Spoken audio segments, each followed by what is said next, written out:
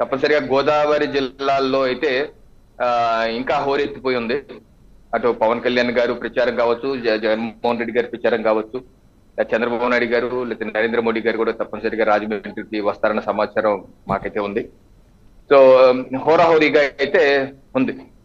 అయితే 2014లో ఒకసారి మనం చూసుకుంటే బ్రహ్మనాయుడు గారు 2014లో ఆ రోజు కూటమిగానే 3 పార్టీలు వెళ్ళారు. అయితే ఆ రోజు ఏంటంటే జనసేన పార్టీ మాత్రం ఎన్నికలకి దూరంగా ఉన్నారు, మద్దతు అయితే ఇచ్చారు, పోటీ చేయలేదు, మద్దతు ఇచ్చారు. పవన్ కళ్యాణ్ గారు విస్తృతమైన ప్రచారం గోదావరి జిల్లాలో చేశారు.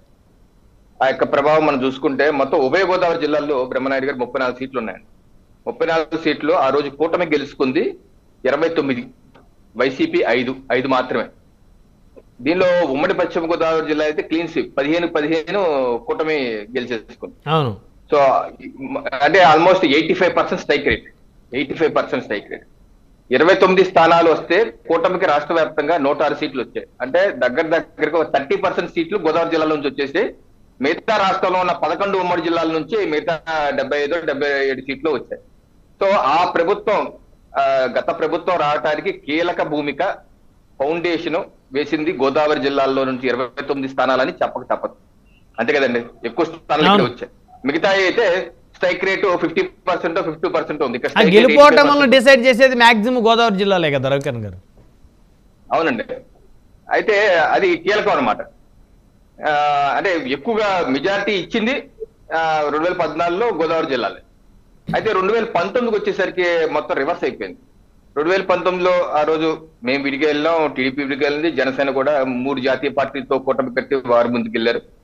అయినప్పటికీ 2019లో ఈ కూటమి అనుకుంటే కూటమికి వచ్చింది 7, అంటే టీడీపీకి 6, 1 జనసేనకి. సో ఓవరాల్ గా 7 వచ్చాయి. వైసీపీ పార్టీకి అనూహ్యంగా 27 వచ్చాయి. మొత్తం పెరిగిపోయింది. ఆ రోజు 2014 రివర్స్ అయిపోయింది, ఇక్కడ 27 రివర్స్ అయిపోయింది. మొత్తం బొమ్మ తిరగబడిపోయింది. తిరగబడిపోతే మొత్తం అన్ని తిరగబడిపోయింది. సో ఈ రోజు తప్పనిసరిగా కూటమి ప్రభుత్వం వస్తుంది, దాని అనుమానం లేదు. గణనీయమైన స్థానాలు 2014లో 34లో 27 స్థానాలు గెలుచుకున్నాం. అంతకన్నా 1-2 ఎక్కువే గెలుచుకోవాల్సిన అవసరం ఉంది. అలా వస్తుందని చెప్పి నేనైతే భావిస్తున్నాను. ఆ రకమైన వాతావరణం అయితే నెలకొని ఉంది. హోరాహోరీ అయితే పోటీ జరుగుతుంది. ఇక్కడ గోదావరి జిల్లాల్లో వచ్చినటువంటి మెజార్టీయే మళ్ళీ ఇంకోసారి కీలక భూమిక పోషించబోతుంది. ఇంకొక